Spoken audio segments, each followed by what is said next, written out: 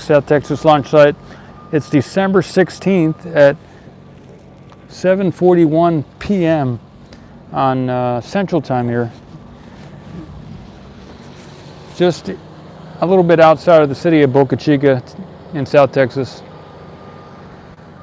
If you're new to the stream, welcome. My name, manning the camera tonight as I was many other nights.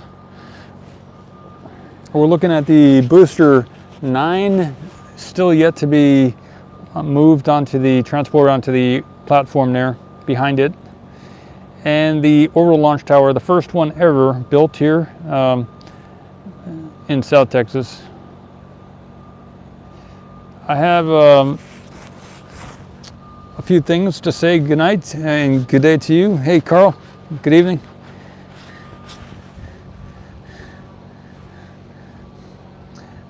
There is something I want to say. It's not related to space, but it is related to life in general. So I will say that as well. But I had a good day. Hopefully you're having a good day, a good time. Maybe you're waking up. Maybe I woke you up. I don't know. I also want to put out, hey, Mark Higgins, good stuff. If any of you ever want to join in on the live stream, and if I'm doing it that night or that day, YouTube now has a feature where two people can be on the same live stream. So all I would need is an email to send you an invite link.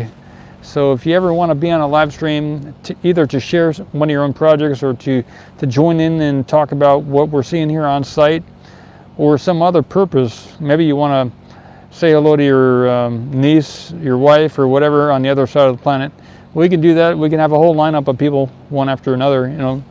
So there's many things we can do here. Maybe you'd like to tell me how smart I am or how stupid I am or whatever. We can plan it and we can make it happen. So,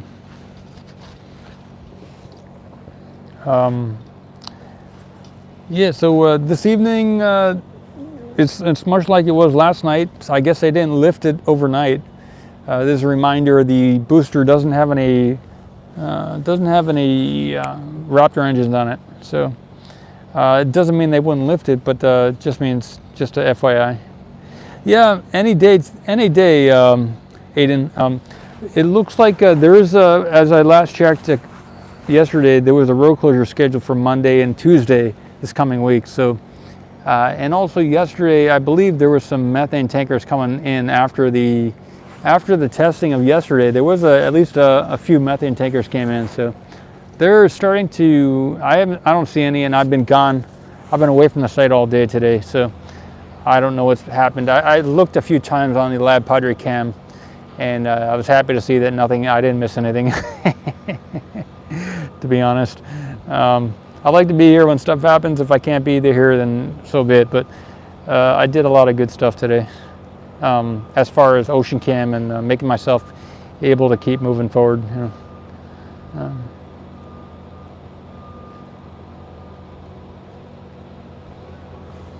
Okay, so this is what I was thinking about in the car. It's not related to space or anything, but it's related to life. I've spoken about it in the past about the two sides of, you could say, there's the oneness and the one, or there's the spirit and the soul.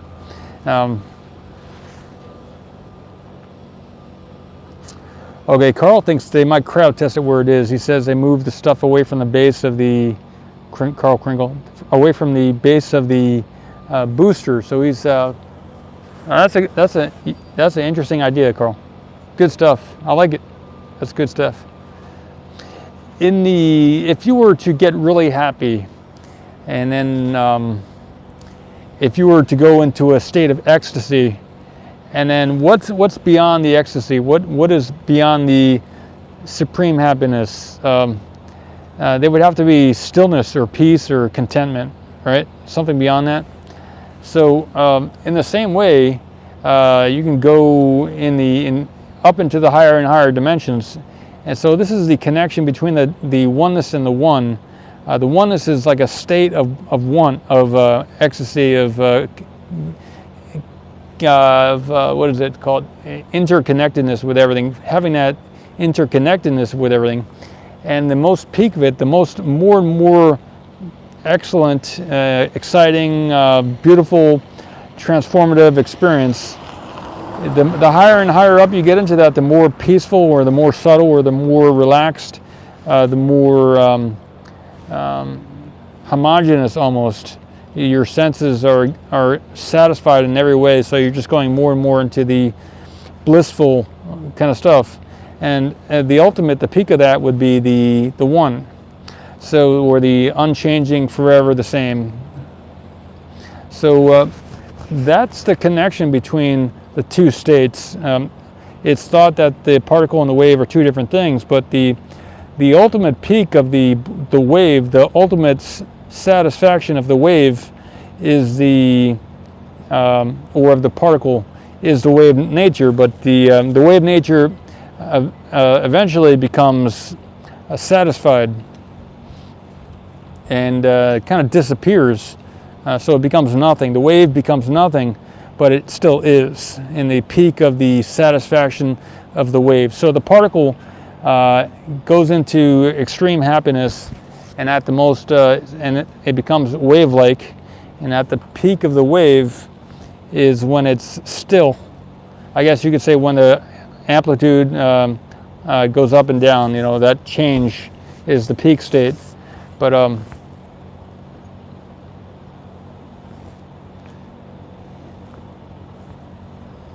yep. Somebody's smoking here. I'm just holding my breath for a little minute or two.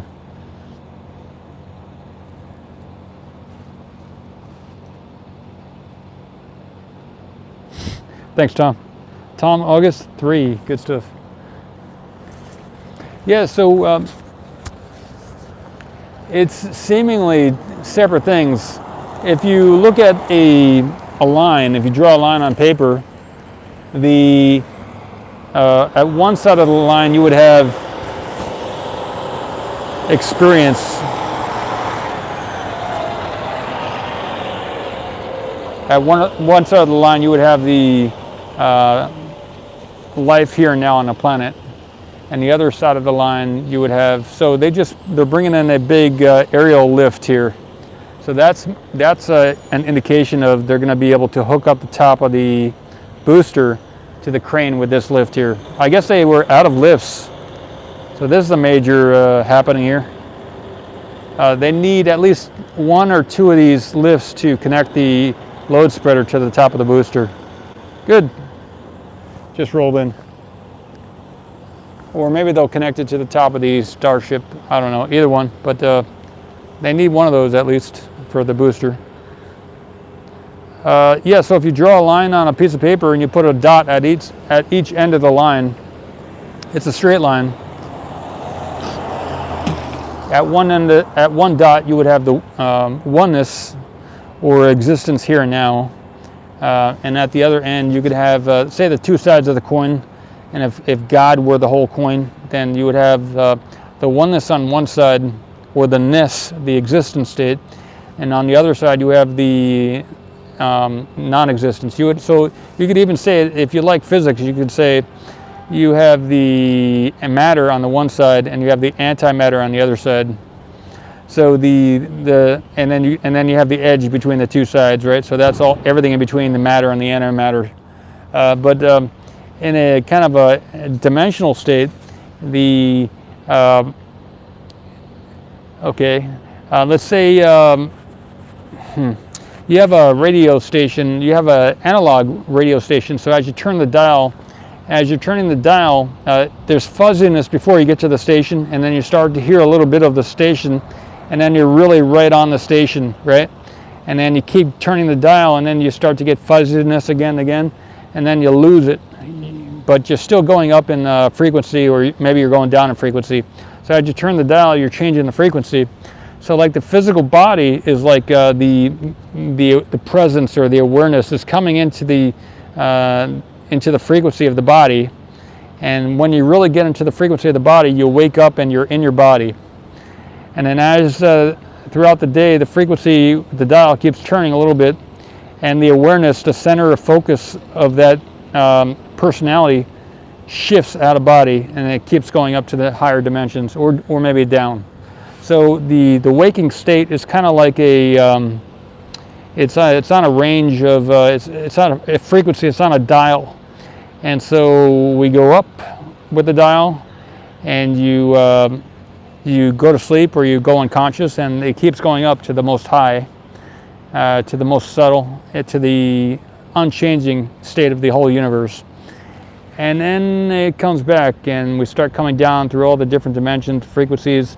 Eventually it gets closer to the physical body, and then you wake up, and then you're coming back, maybe in the morning you're waking up, you're starting your day and everything else. And I don't know how far it goes down. Maybe you go to sleep again, and then it keeps going down to the lower dimensions, and make kind of like the full moon, new moon cycle, but there are many different cycles throughout the universe or the solar system. And then eventually into the sub octaves and lower dimensions. And then eventually it'll come back up, and then you wake up again, and it starts going back up. So that's one way of visualizing it. But as far as the unchanging and the changing, or the ness of the universe and the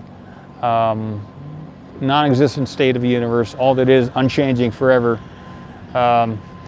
outside of time, the connection is the most subtle of the subtle. The most, as you go higher and higher into bliss or happiness, you eventually let go of different aspects of different what's it called? Different features of happiness, to get more and more into that ultimate state.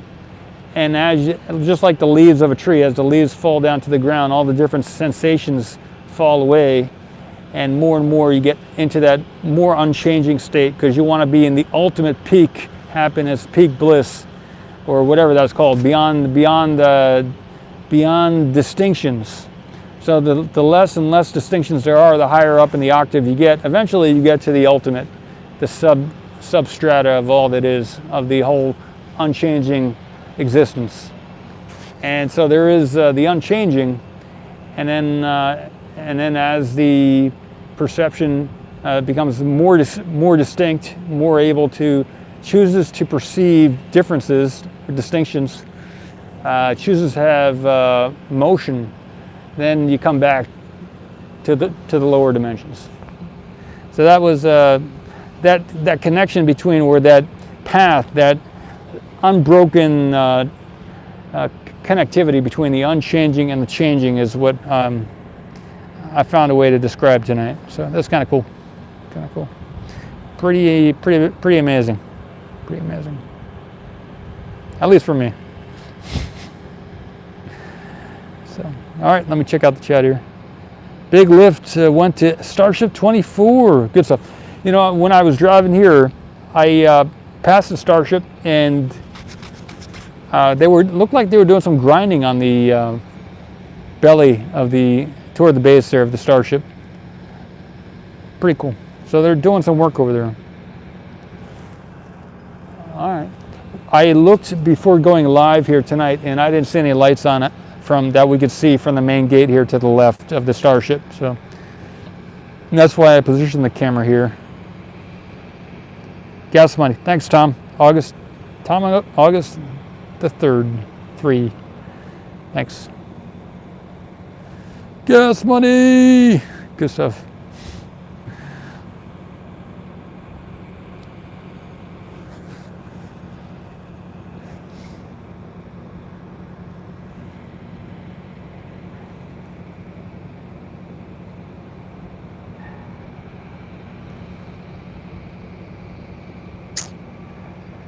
Okay, Carl says, Carl Kringle, there's lights on the opposite side right now.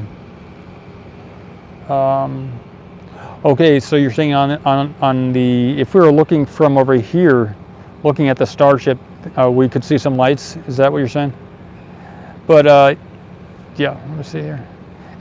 Yeah, Tom, that means a tremendous amount to me, so really thank you. Yep, thank you. The 3rd, Tom, August the 3rd, good stuff.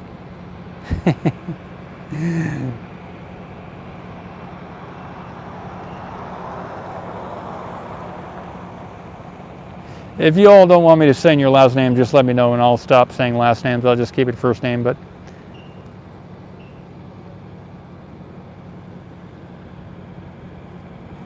Oh, on the outside from the gate. Let me, I'll zoom in and I'll get some zoom in shots. But I was excited to come here tonight and say that part about the pathway from the between every dimension. It's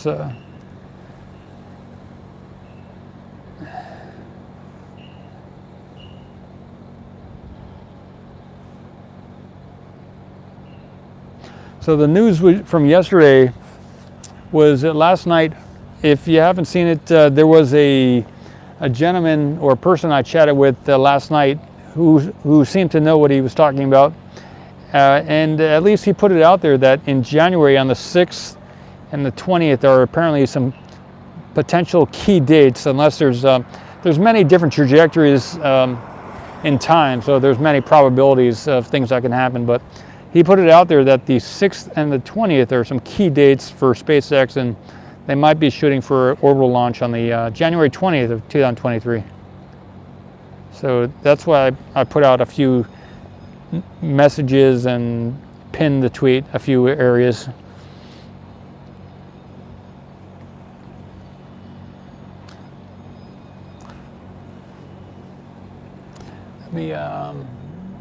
So we have green lights on the tower. That means it's able to be approached by anybody. And last night there were some red lights, so we got green lights on the tower.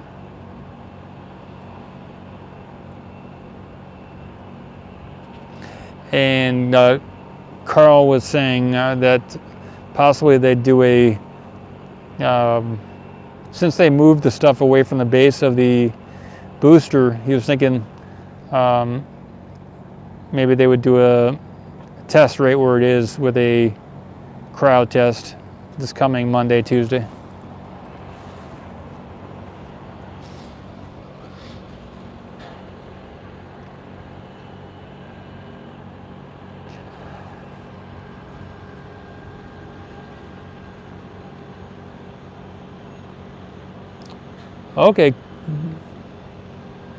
Okay, Carl Kringle says an interesting thing here. Here's a suggestion. What about doing a video where you interview someone from the FAA on the subject of what it takes to certify a rocket for flight?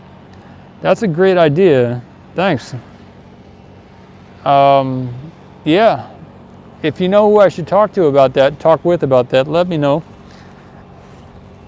Or if you have a connection there, or if you are one of those people, reach out. I've been thinking about doing a bunch of interviews with different people from the Southwest Research Institute, and hey Jimmy Rios, good stuff. And from the Southwest Research Institute, JPL, and other locations, other people I've friended on YouTube, on LinkedIn, I mean. And now that the YouTube has a feature where you can do a live stream with somebody else simultaneous, that's going to be a lot easier. And you just reminded me of that.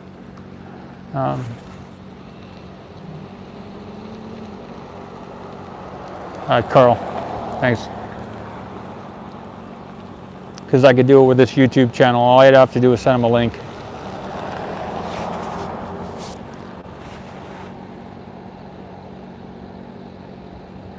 Okay, no one knows for sure what it takes to certify. Let me say it once more. To certify from the, okay, so suggestion, what about doing a video where you interview someone from the FAA on the subject of what it takes to certify a rocket for flight? Wow, okay, wow. Yeah, Owen writes here, and he also put in a message on a previous video. Looks like they're going to go through a lot of Raptor engines and possibly launch towers also when practicing landing. Maybe. We'll see. Hopefully not, but we'll see. Yeah, I don't know if destroy is the right word. Maybe wreck. Wreck might be a better word, but since it's their property, they can do what they like. That's the cool thing about when you own something, right? There are videos where someone owns like a guitar and they just smash it into the ground, and that's a good thing. So as long as if it's their property and they don't have a lot of loans and stuff on it, then they can do what they like, I guess.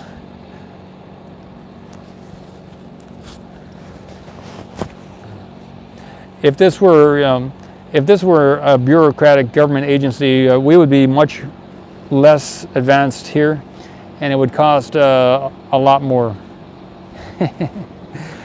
Even with all the rockets Elon and the team have gone through,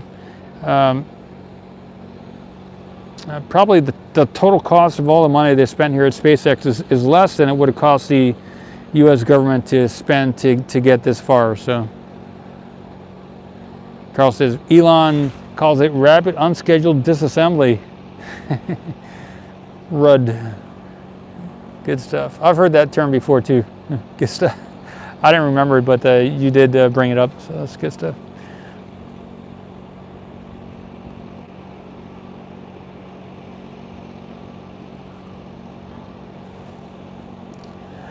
Owen, they think they've been building rockets since World War II, so just like as long as nobody's getting hurt, and I think it's good to go if they want to blow up as many rockets as they want. It's a free country, at least here in the United States, supposedly. So yeah, as long as as long as they're staying within the guidelines, they can blow up as many rockets as they like.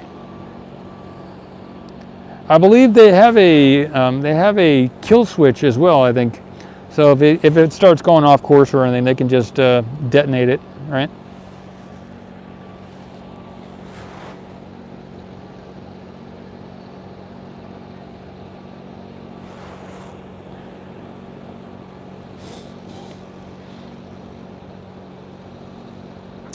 The great thing about starting a new venture, a new business, forging a path where none have gone before, to go where no man or no woman has gone before.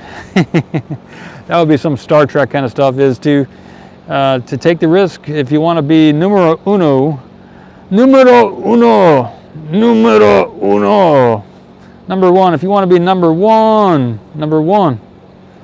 you got to be number one, and it's sometimes it's better to be number three. But if you want to be number one, you're going to have to make mistakes, because all the other people are going to copy you, like China's doing with SpaceX here. I believe they've pretty much copied the SpaceX launch. I've heard through secondhand that the China has pretty much copied the Starship booster stuff. So that's the beauty of being second or third. You can just copy, and you don't have to spend the money, and you can kind of cheat. It's easy to cheat, but it's not easy to be number one. So the beauty of being number one is that you do move society forward, rather than continuing to be number three and having your country become a third world country. You can be number one. You can be a first world country, and you can kind of lead the pack and raise society out of the swamp. Out of the weeds. Okay, yeah, Owen brings up a good point about why just one static engine. I had a thought about that. I may have posted it somewhere or put it in a video, but I think there's a good chance that since the other static fire was like a 7 or 11 static fire or whatever, I think it was a 6-engine Starship. To the right here, we have a wall. That's why we have all this blackness. It was a 6-engine static fire, the previous Starship static fire, I believe, and that's the one where the grass caught fire, and it went almost a mile and a half, 2 miles down the road, in about a 15-foot swath all the way westward from the launch site. So I believe they did a 1-engine static fire. I'm just making this up, but this is what I was thinking yesterday. Is to satisfy that it wouldn't catch fire to the surrounding property again. So if SpaceX was able to prove that they weren't going to light the countryside on fire again, then maybe they were on some kind of temporary hold with the environmental people or something. I believe maybe something like that came into play, and that may be why they just did a 1-engine static fire, because they did put quite a bit of effort into weed whacking the area to the west of the launch site here. Okay, I missed a whole bunch of chats here. I was chatting away. Let me see. Flight termination system is the correct word there. Thanks, Carl. FTS.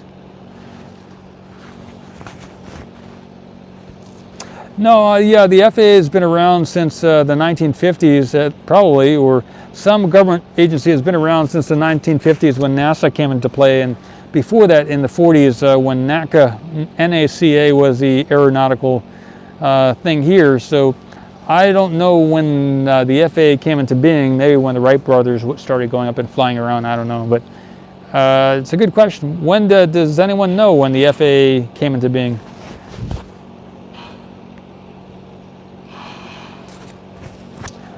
Jimmy says they can keep upgrading the orbital launch mount, which is great, but they really can't move forward with progress without an orbital flight attempt. Yeah, that's good stuff. I think you or somebody said that recently also yesterday. I agree with it. They really need that, maybe in a comment on a video. I think they need the orbital flight to succeed, just like they needed the Starship 15 to land without blowing up before they would make all this further investment.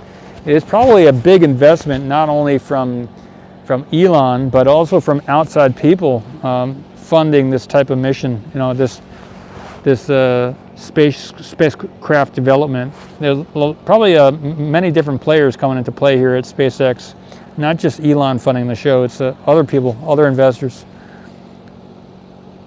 Okay, Carl says the FAA issues commercial space licenses, verifies launch or reentry vehicles meant to carry humans operated as intended, and provides regulation of flight crew qualifications and training.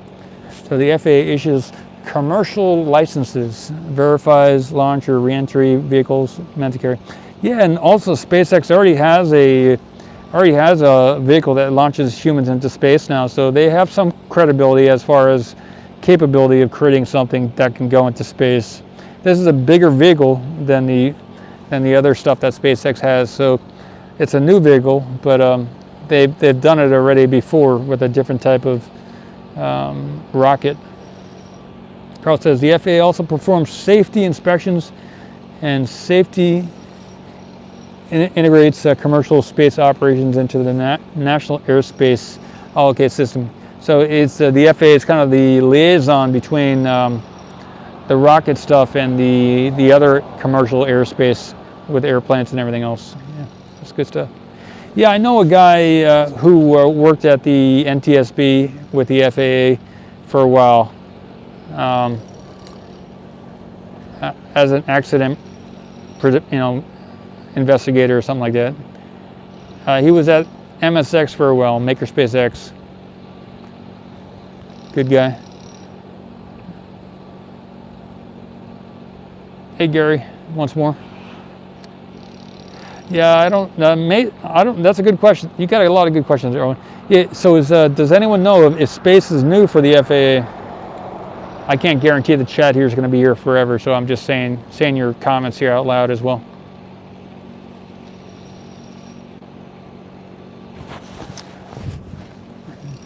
Jimmy says possibly the one engine static fire was to check the integrity of the fix they made to the ship. Okay, Gary says the start of the FAA was on August 23rd, 1958. All right, so that's around the time frame when the NASA came into being. Maybe when NACA was dissolved by Congress and they needed a new agency and they created the FAA, maybe something like that happened. NASA convinced the Congress to dissolve NACA. NASA convinced Congress to dissolve NACA, and possibly that's soon after came the FAA.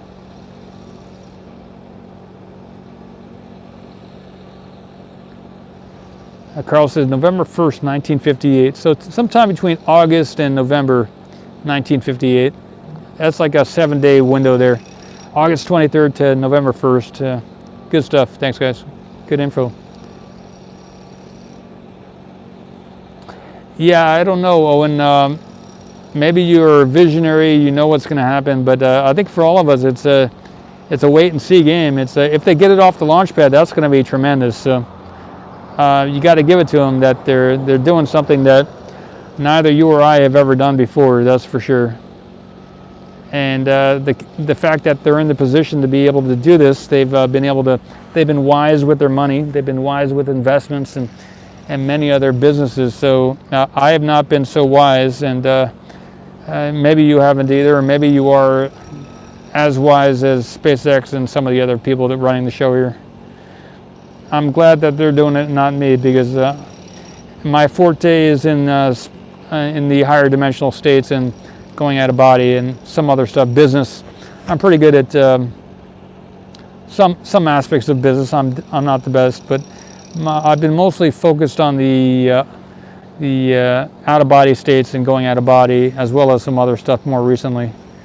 But when I was in my 20s, in my younger 20s, 19 through the age of 24, I was obsessed with understanding the aliens and the universe and everything else. So I can safely say that there's not another being on the planet who's ever been higher than me. So I've been the highest that you can get in the whole universe.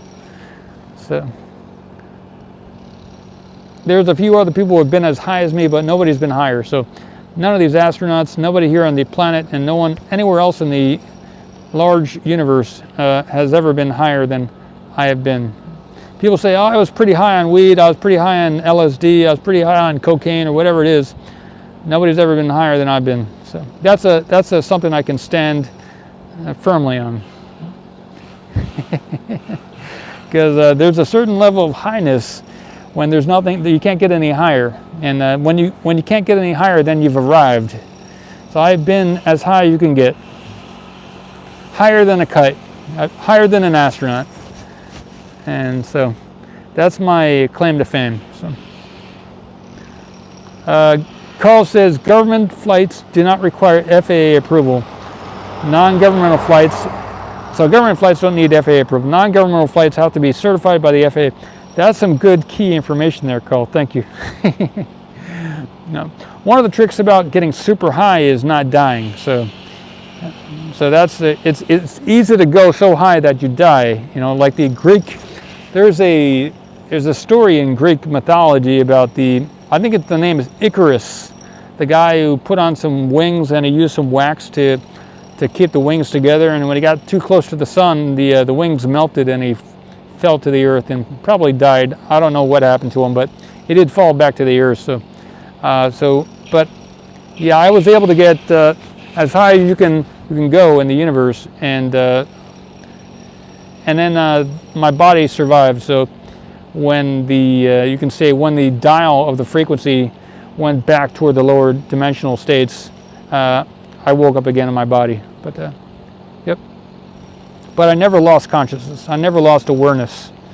I did lose the eye. I lost my name, but I didn't lose awareness. So I've been as high as you can go, and I've been everywhere in the universe, actually. Okay, see. Carl says, by that meaning, if NASA is not the builder, then the FAA has to certify it. Huh. Oh, that's pretty cool. So since NASA's an independent government agency, they don't need FAA approval. But since it's an outside agency, then like a commercial company, then they need FAA approval. That's very, very interesting there, Carl. And Carl, very cool. So since NASA could do all the military missions it wants, and then it doesn't need any FAA approval. But when they do some type of commercial related flight, then maybe they will need partial FAA approval, but maybe not.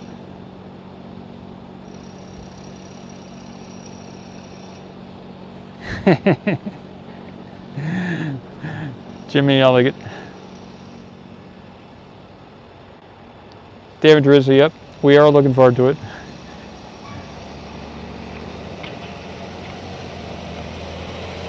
Yeah.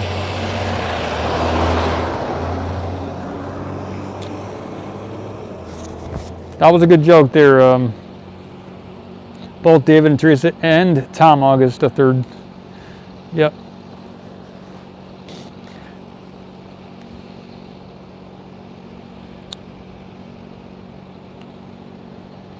All right.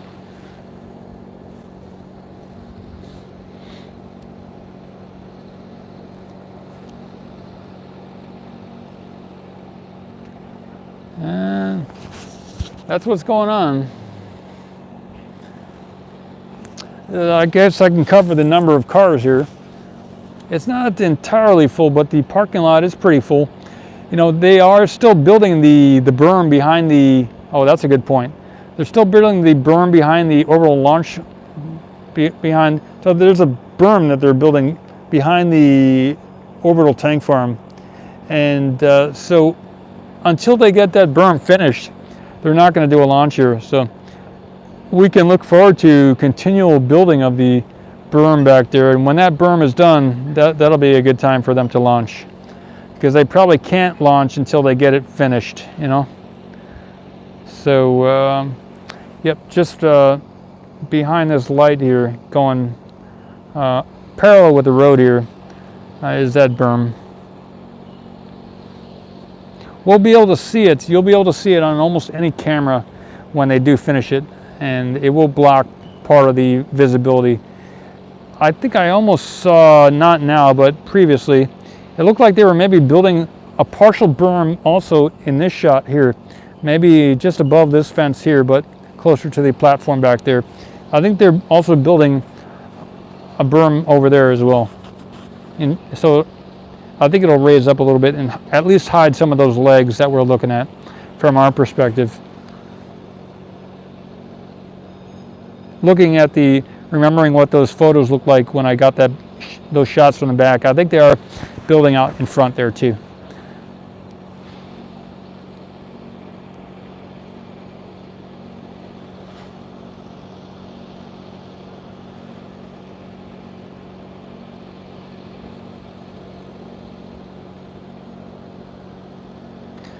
King of England, says Owen. Yep, King of England.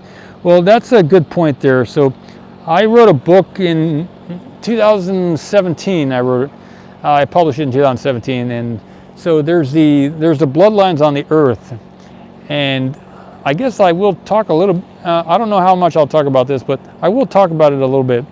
So we have so you have the particle and the wave, right? So there's a lot of people on the Earth who don't believe in any higher dimensions or any life after death or anything like that. So the contrary to what many people here on the Earth currently believe, that there is maybe no life after death, there is a large amount of people that do believe in life after death, at least maybe a heaven, or but there's also a large Hindu population which also believes in life after death, contrary to many Christian people who think there's only heaven.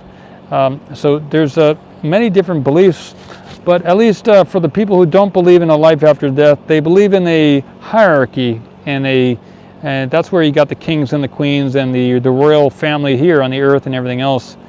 I don't know that the royal family doesn't believe in life after death. I'm just saying the serfs and the fiefdoms and everything else. I don't know all the actual terms, but all that stuff kind of rises out of the idea that there isn't any life after death, and it's just talent, skill, force, ability to force things into happen, weapons, that kind of thing, and I guess lineage as far as rulership and what's it called, sense and sensibility, but there's also you got different class structures and stuff like that. So these are all divisions in the here and now, the things that people can see. So prestige, that's the word, prestige. So prestigious kind of stuff and all that kind of stuff. Those are words and terms and ways of living that people who don't believe in the afterlife, those are things that that the people who have dulled their senses and are not able to sense the other dimensions, or for one reason or another who focused solely here in the physical world, have not had any exposure to any other level of being. So there are many, many different bodies besides the physical body that, as you turn the dial, if you developed your ability not to go unconscious when your awareness rapidly shifts to these other dimensional states, then you'll become conscious in a different body besides the physical body. So so the hierarchy here on the Earth, as far as bloodlines, kings, queens, and kingdoms and all that, that's really just a king or queen or princess here on the Earth. but in the other states, they're just unconscious like most of the other humans and beings throughout the universe. So most beings are just go unconscious when they go into the other dimensions. So they have no recollection of what happens in the other states of being. So they're treated as kings and queens here on the earth, but as far as the universe, they're just unconscious like the rest of the people. So, but there are certain people who have developed the ability to maintain awareness in other states of being, in the sleep states and everything else, and maintain their ability to function in the different dimensional bodies. And those people, there is an experience that you have in the different states outside of the physical body. And in those states, you can, instead of, there comes a point where after you have so much experience, just like riding a bicycle, after a certain point you can ride the bike. So when you go into these other dimensional states like Doctor Who and whatever, where they do time travel, it's not really time travel. You can call different areas of the earth different time zones, and then you can say, well, traveling to this time zone is kind of like time traveling. But when you go outside of the energetic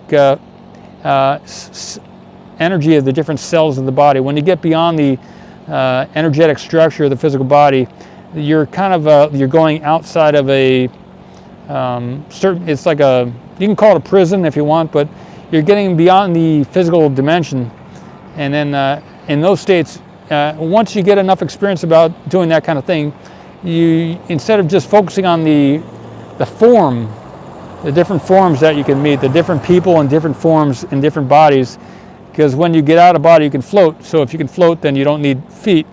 So when you don't need feet anymore, then you really don't need arms, but you can still perceive and you can still move. And you kind of, you can move with your thinking, you can move with your feeling, and you can move with your willing.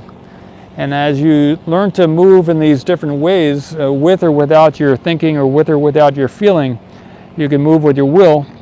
And as you move with your will or with the different ways of moving around, then not only do you not have a head or an arm or a leg, but you're just like a ball of lightning of consciousness, of awareness.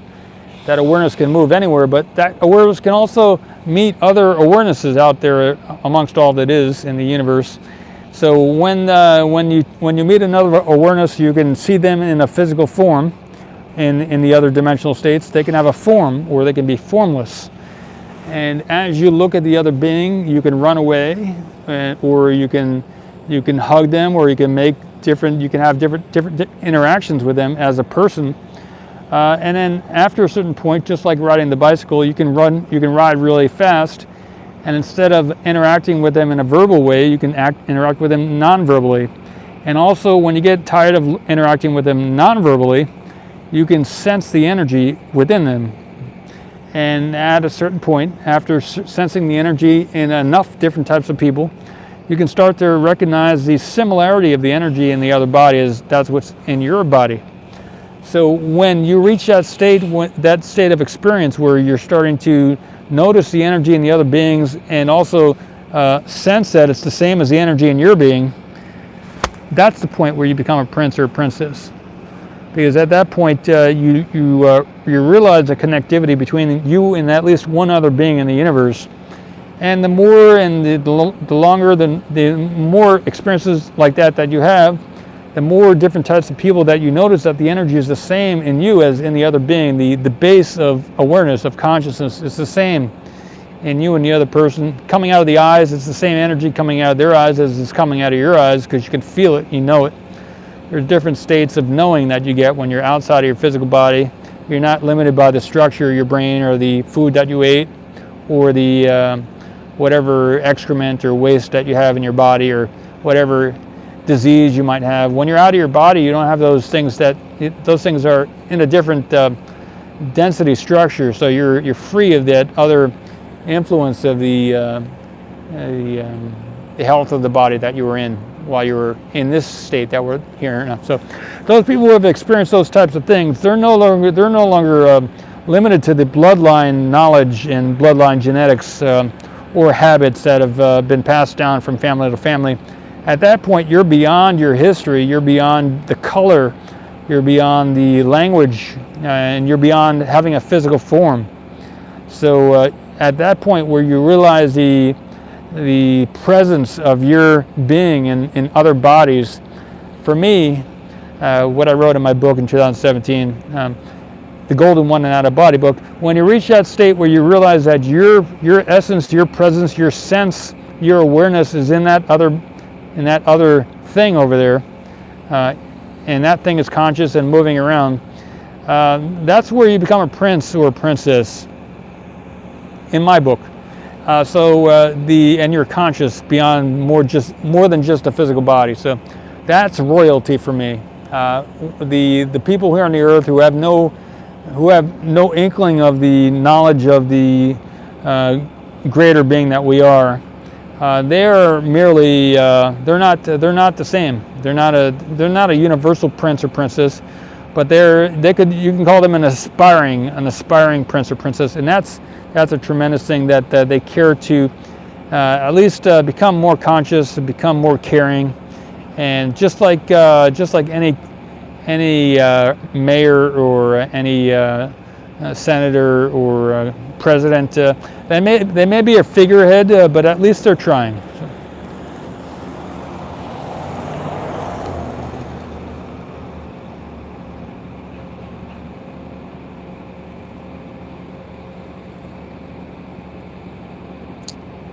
All right, Carl says they're getting ready for the last section of the upper berm wall, and they pumped concrete for 7.5 hours on the wall in front of the berm this morning. All right, so they did a lot of concrete work on the berm today. That's awesome, good stuff. So they poured concrete for 7.5 hours on the wall in front of the berm this morning. They're getting ready for the last section of upper berm wall. Good stuff. Says Carl Kringle. Good stuff. Good stuff. Gary says his brain's beginning to hurt trying to understand. See, yeah. So if when you understand what I'm saying, but not when you understand, but when you become what I'm saying, because again, I said yesterday, as long as you stand under, you're not gonna get it. You have to become it. You can't understand it. You gotta consciously be it. You can't understand it. As long as you're standing under, you're not gonna be it. You gotta be it. So. You can be it. So did you know that most emergency rooms have letters painted on top of the equipment? It's an experiment to validate those who often recount out-of-body experiences, which are often reported. It says Drones of Toronto. Yeah, I don't know if most do, but I've heard that some, at least it's happened in some drones. That's good stuff. I like it. Good stuff.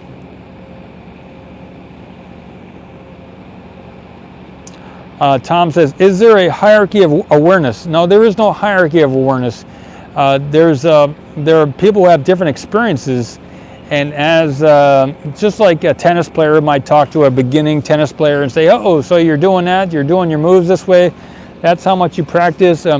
If a national state champion goes and talks to an Olympic champion, it's kind of the same way when you get to consciousness and awareness. It's different types of experience, but nobody's any better or lower. The beginning people might believe that there's a hierarchy, but there actually isn't. So Tom says, Tom August the 3rd says, can one join with a higher awareness? Yeah, you can merge. You can have merged experiences for sure. And one of the chapters in my book was about merged experiences. So yes, if you have an A and a B, if your name is Tom, right? T-O-M, right? So if there was another person whose name was O-M, O-M-A, O-M-G, right? So you're T-O-M. If there was a O-M-G and you dropped your T and they dropped their G, say your name's Tom. Say there was another being with OMG, right? And if you dropped your T and maintained your awareness, you could experience the OMG. You know what I'm saying? As if your personality was Tom, right? And another person's personality was made up of your O and your M, and they had another part on it called G, right? Their larger being was OMG, and yours was TOM. If you were able to relax, go into a deep, maintain your awareness while you left your body, and for some reason you merged with the OMG personality while you dropped your T, but maintained the O and M conscious and awake while you let the T part of your personality fall asleep, and you maintain the awareness of the OM, there's a chance that you would have a joint experience with the OMG. Yep. Hope that makes sense. So as far as joining, as a personality, you can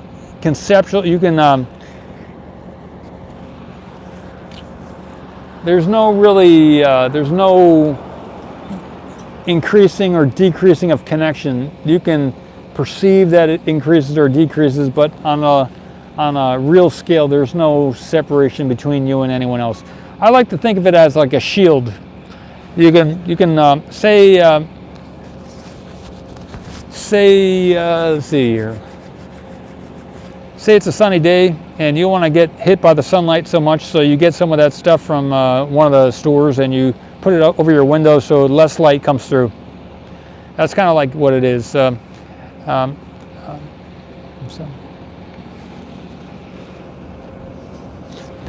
thing you put on the window is like a shield, you could say. And that which is inside the vehicle, you, the person, are in your physical body.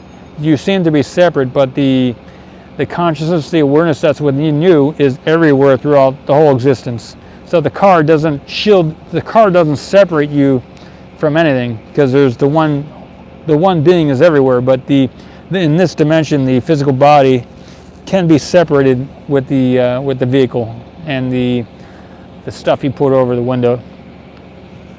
But it's just for these five senses dimensions. Yeah.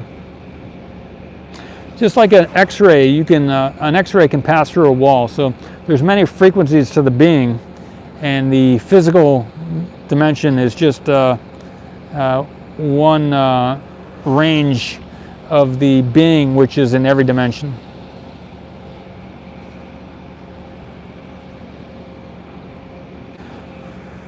So you can block out a certain nanometer range of frequency or visible light or whatever.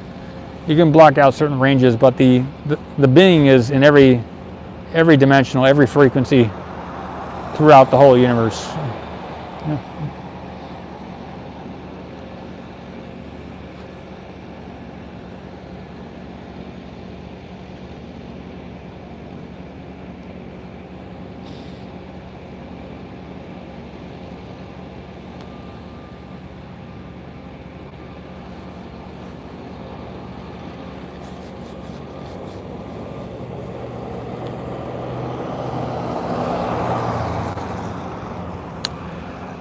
Another way of thinking about hierarchy of awareness is like, just like in a video game, if you want to get to a different level, you got to do certain things to get there, right?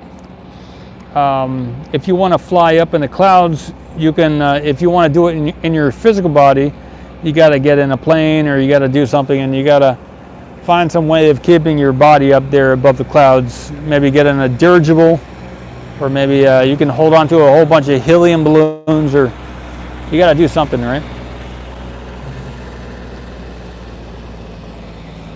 But it's just a different state of density. It's not a higher awareness. I don't like to really use the word higher, but it's a different type of awareness. But no part of awareness is any better than any other part, because if there's only the one being throughout all the universe, right? If the one being is in every dimension, every frequency, is just this one being with different features and characteristics, then the being can't be better than itself. So there's no higher. It's like your head. Is your head higher than your feet? Yeah, your head's higher than your feet, but the being in the body is the same. It's the same being. So your eyes can't be higher or more worthy than your kneecaps. So if the universe is just one large being, then no part of the universe is any better than another part. You know, it's a different experience. You can sense inside your forehead, and and you can also sense inside your fingertips. So it's a different sensation, but and it's a different location, but it's not higher or better.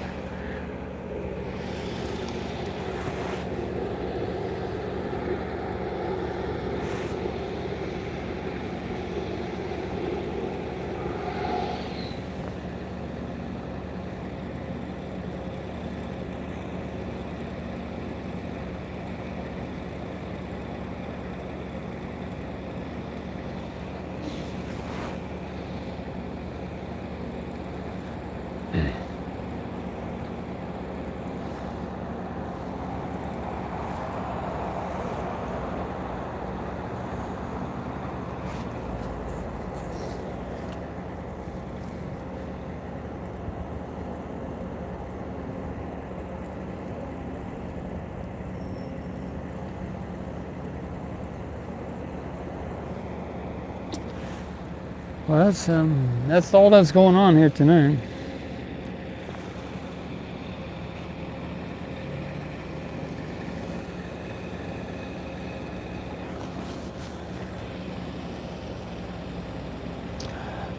One thing I did today is I called the different credit card companies I have, and I asked for an increase in my credit limits. So I got some extra.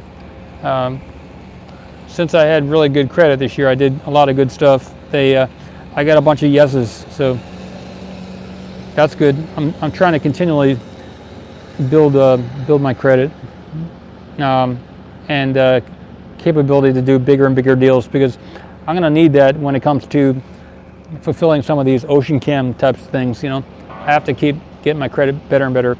Going for an 800 or higher, you know, I'm trying to do that kind of thing, and also be able to afford or to qualify for the larger missions that we're going to do here at OceanCam. So trying to continually improve the situation here. So pretty good stuff happened today.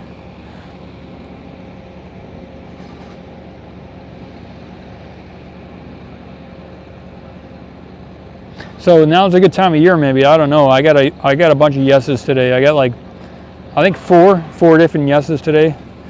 A couple, 3 credit cards. I think it's good to have at least 5 credit cards if you want to really do stuff. So I got three of those 5 increased my limits today.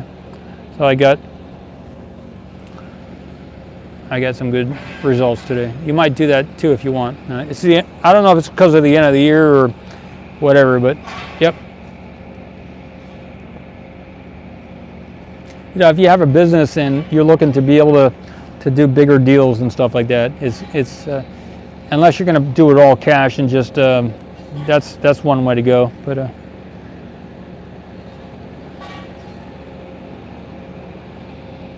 I'm looking to be able to foot a several $billion mission to Enceladus or some of the other moons out there, whichever is the best.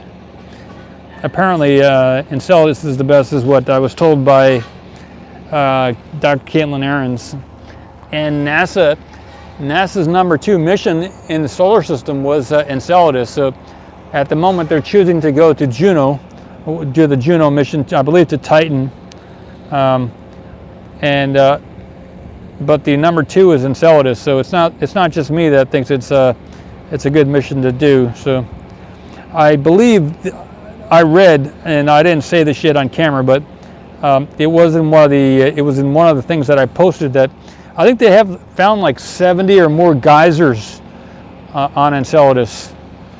So from that southern region, there's water blowing out into space in about at least 70 different locations there. So there's got to be some geysers that are at a slow enough rate where we could theoretically just turn a cup over and collect some of that water as it's coming out of the ice there, and maybe we can collect several gallons of it, if not thousands of gallons.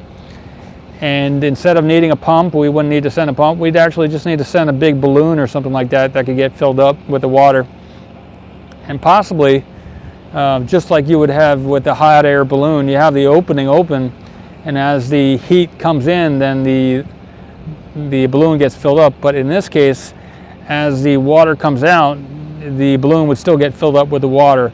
But it might be a little too cold to do it that way, so we might need to have it open as an open space. But you know, stuff, we got a few years to figure this out. So, but yep.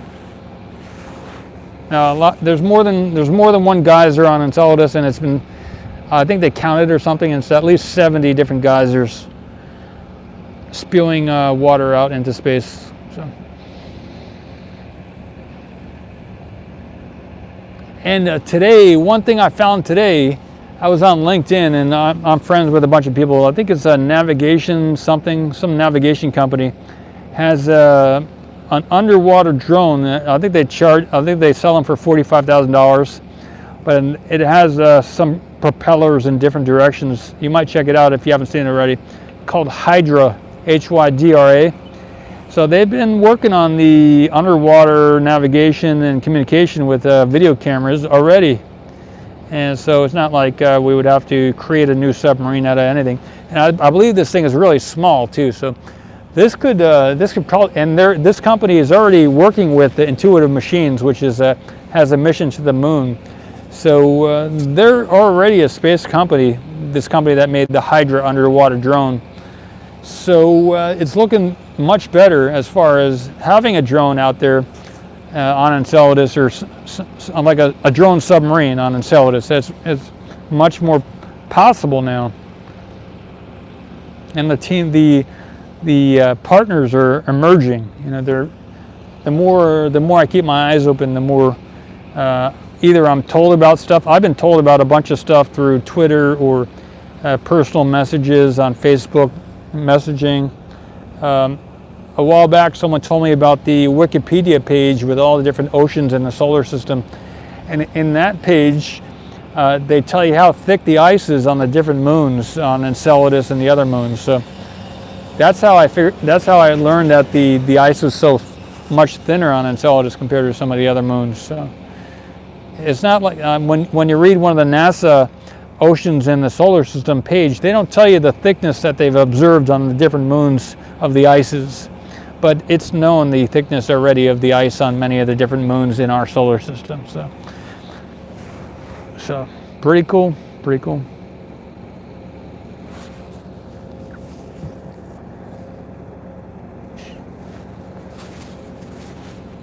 And then just remember, a gallon of milk here on the earth is a couple dollars or something, right? I don't buy milk, so I don't know, but a gallon of water is $1.30 something, or around that price range at Walmart. So if you had a gallon of water, if you could take that gallon of water and put it on Mars, you could sell it for $1 billion. So in the same way, if you took that empty gallon of water and you brought it to Mars and you were able to fill it up somewhere, you could sell it for $1 billion. So if you take that, a couple, like 5 empty jugs of gallon containers, plastic containers, theoretically, if you could fill them up with the water, if you can get the water in there from one of those geysers, you could put the cap on it, leave it on the surface of Enceladus, and you could sell it for $5 billion. 5 1-gallon jugs. All you have to do is take it there to Enceladus, fill it up with some water from the geyser, put a top on it, and you could sell it. So if your mission costs $3 or $4 billion, you can if your mission costs if your mission costs $4 billion, you took 5 empty jugs to Enceladus, you filled up all 5 of them, put the cap on it, you could sell it for $5 billion and have a net profit of $1 billion.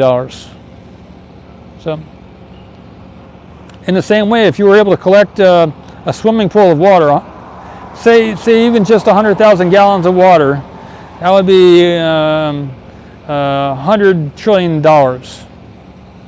in value. If you had 100,000 gallons of water you collected on Enceladus, and it cost $1 billion per gallon, you would have $100 trillion. You could, that would be the value. So the mission cost $4 or $5 billion, and you were able to bottle 100,000 gallons of water on Enceladus, you would have made 100,000 times your 5 into 100 is 20. You would have made $20,000 your profit, I think. $20,000 your you would have 20,000x your, I think, I hope I did the math right. I believe you would have 20,000 extra investment of the $4 or $5 billion. So you would have made a lot of money.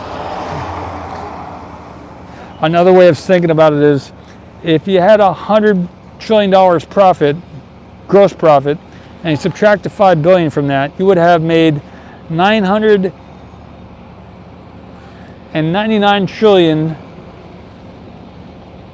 995 billion dollars profit. 999 trillion, no, it would have been, sorry, I got it carried away. It was $100 trillion, right? If you were able to bottle 100,000 gallons, sorry, it would be 99 trillion, 995 billion dollars profit. That would be your net. It costs you, say, $5 billion. You got 99 trillion, 995 billion dollars profit, net profit. That's worth it. That would be worth it. And you know how long it would take civilization to get beyond the earth without water, right? So you would not only would you make a lot of money, you would transform space for the rest of humanity, and it would be a game changer. It would be a game changer. Game changer. Tom, good night, man. Good stuff. Nice to see you. Nice to meet you. Thanks for the support. Thanks for the donation contribution.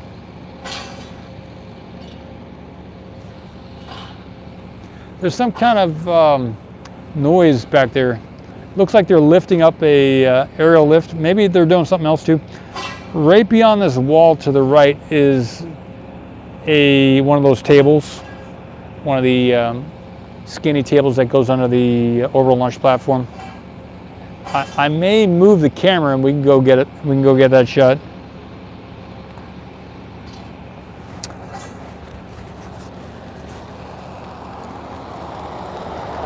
Yeah, I'm gonna move everything. We'll get that shot. At least have something, a different visual going on here. And yep. So that's the goal. If we're able to collect 100,000 gallons, or if we wanted to go crazy and do 100,000, if we want to do 500,000 gallons, we want to get up there closer to a swimming pool of water. That would be 500,000 gallons of ocean water, and that wouldn't be worth 99 trillion. That would be worth 5 times 99. That'd be closer to $500 trillion net profit on a mission to Enceladus. It would actually be 499 trillion, $995 billion profit if your mission costs $5 billion to go to Enceladus. Looks like they're moving some of the items that they have collected here in the center. That's what it kind of sounds like.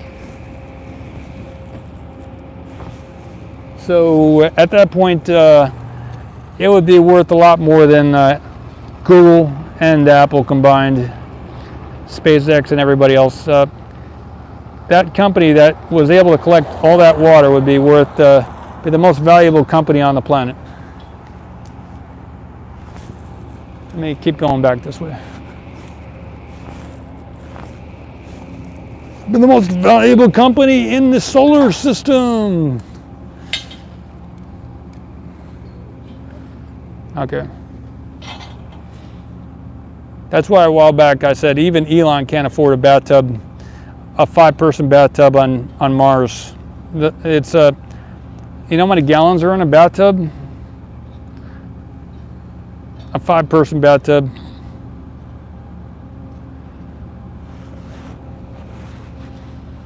At $1 billion per gallon.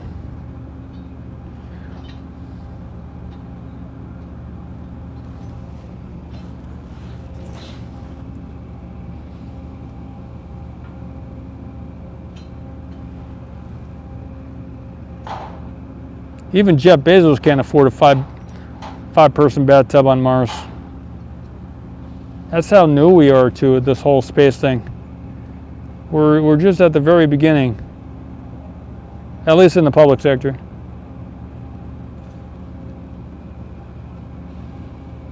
That light on the Starship, is that, yeah, that's, I think it's a reflection maybe.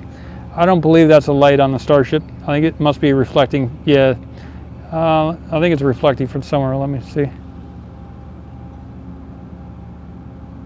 Maybe they're missing a tile or something, I don't know. Does anyone know what that is? Just some type of, maybe they're missing a tile or something. Or maybe it's a lift point or something. Check it out during the daytime.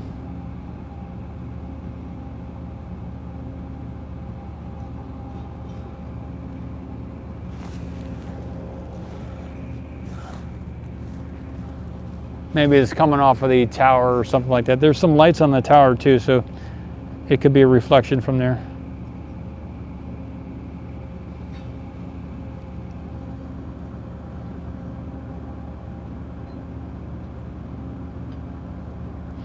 I started organizing some of my notes too. I've got like 6 notebooks because I've been living out of the truck for a while, and also I've been traveling around the country to Portland and Western Texas as well as Georgia on flights and staying in hotels and stuff. So I haven't always had my notebooks with me, so I've bought new notebooks, etc. And I started organizing my stuff today, my different notebooks and papers.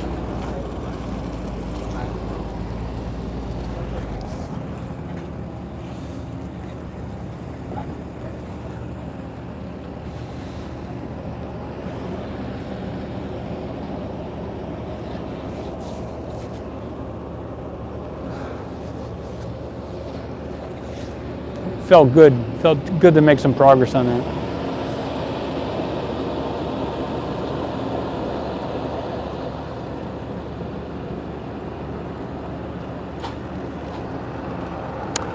One thing I had thought of today, you know, I'm looking for different skits or different movies or videos that I could do, and I thought it might be cool to see if I could find something within 24 hours, if I could find a place where I could buy some explosives, go somewhere with that person for like $100 or something, and then blow something up within 24 hours.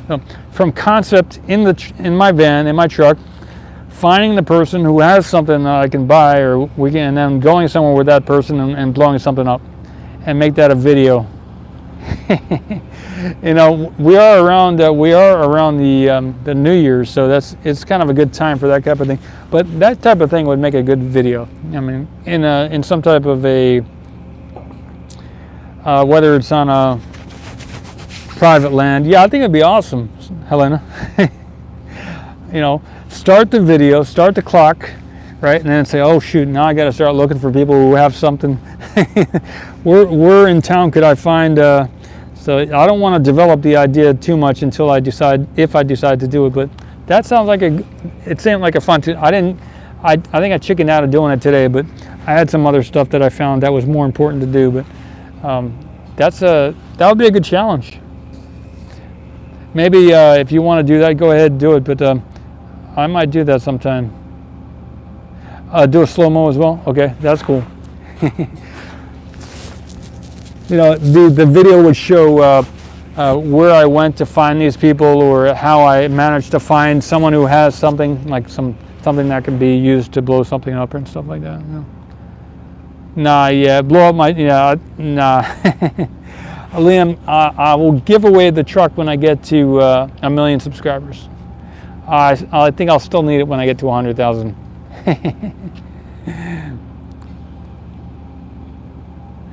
Okay, Carl says, make a Starship model from Pringles cans wrapped in tin foil and blow that up.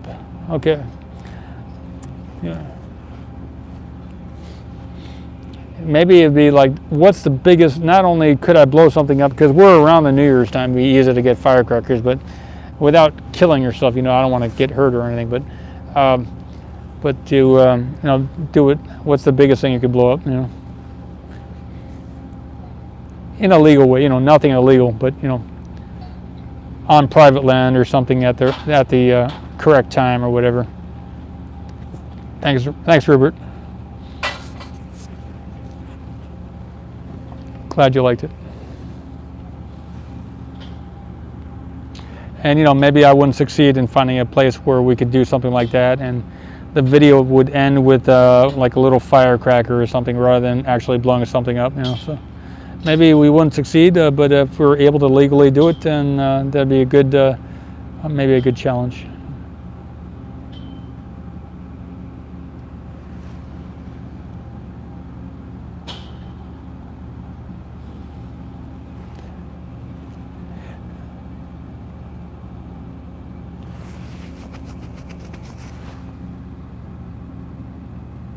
Happy birthday, Rupert. Wow, really? Awesome. Awesome.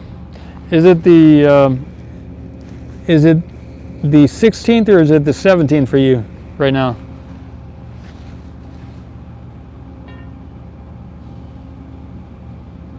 Glad you joined us.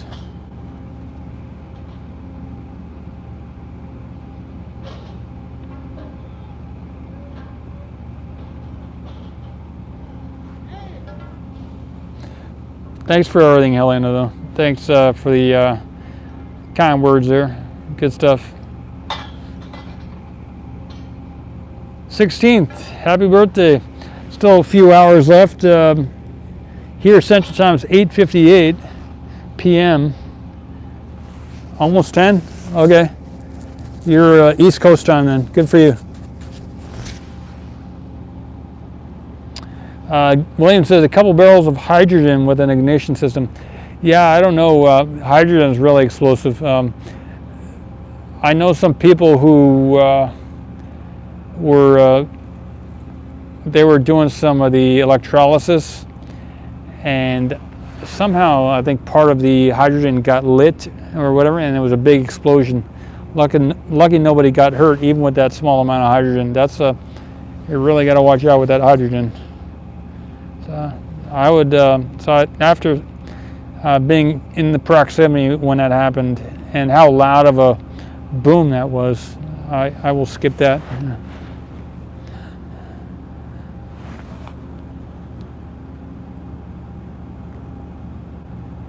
Yeah, so I guess they don't use any hydrogen here on the site, and maybe that's why. The helium is good. I guess it's you can't explode helium, and the methane is explosive, and so is the oxygen. But I guess maybe more so is the hydrogen. It's the lightest element.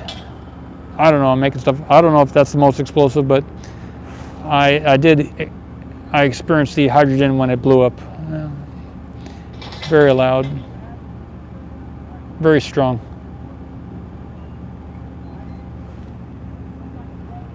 All right, maybe time for another shot here of something else. Let me see.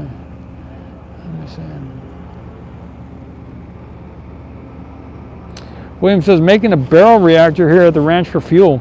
What is that going to be? What are you going to be producing? What kind of fuel? William?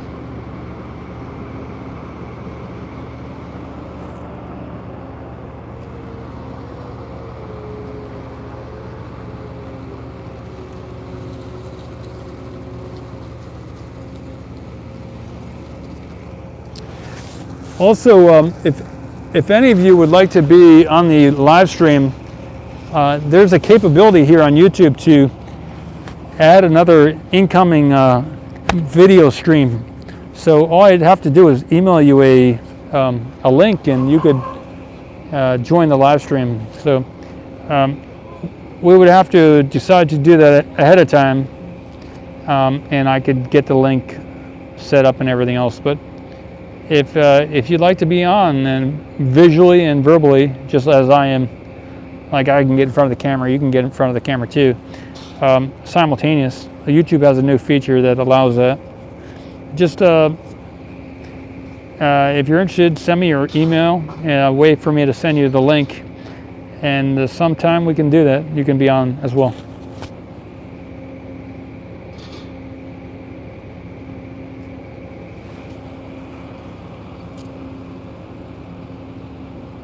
Okay, Carl says they moved the exercise a quick disconnect in unison several times today. Yeah, I heard something earlier about the opening of the quick disconnect. So, yeah, that's what I was kind of checking out. Good stuff. I didn't know they opened it and closed it like you just said, but so that's new to me. But probably 5 more minutes and I'll wrap this up here.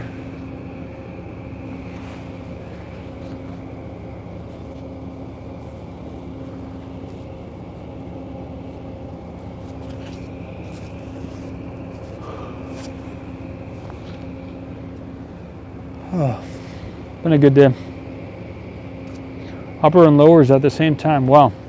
I have to look. I didn't see that. Sounds cool. You know, when I was driving down here, at the satellite dish area, one of the dishes was pointing west, and as I was passing it, it was starting to move upward at a fast pace. So they were. It didn't look like they were servicing it, but maybe they were. But they were moving one of the 2 satellite dishes up very quickly.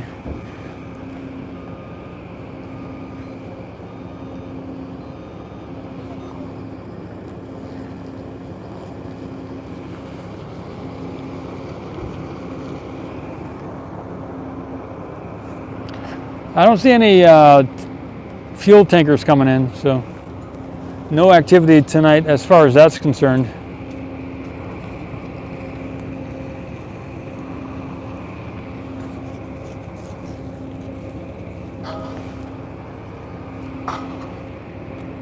There may be some kind of a shift change happening right now because there's more vehicles coming through, people leaving, and vehicles coming in. So. Let's see, it's just hitting 9 p.m. here, 9:03.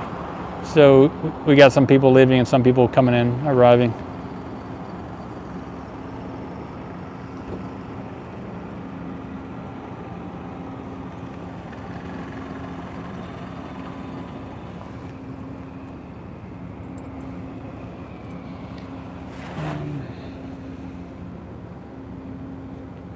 Yeah, so I did edit the purpose here on the Ocean Cam on the YouTube page, but the purpose doesn't change. It's to take a video of the water on the different moons and planets throughout the solar system, and to extract some of that water as much as we can into containers and store it for future use, either by somebody out there in space. Carl says the oxygen and nitrogen docks are red, lighted for no deliveries. Methane is green, lighted for deliveries. So, okay, so I didn't know that's good stuff. So over there at the orbital tank farm, they have different lights apparently. And Carl's saying that oxygen and nitrogen are red, so they're not bringing those in right now. But the methane is green. Wow. That's very interesting.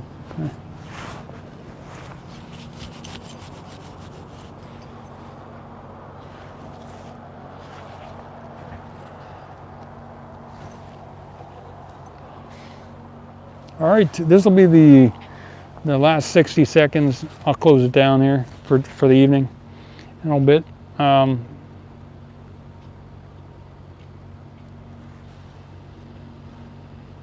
Nothing really to say. It's been a good time talking, chatting.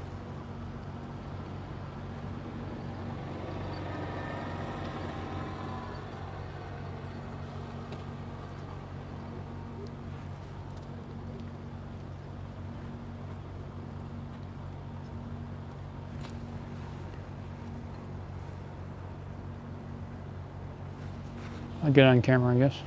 Camera.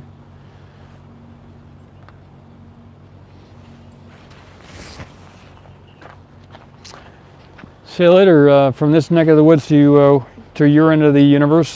Glad to have chatted. See you sometime, somewhere, someplace.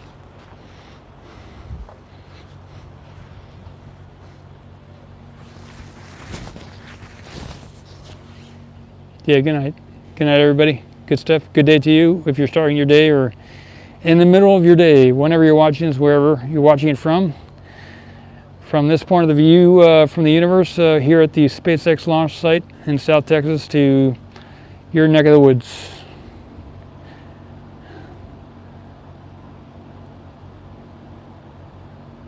Be well. Good night. Shabbat Shalom. Good one. Forgot about that, Helena. Shabbat Shalom.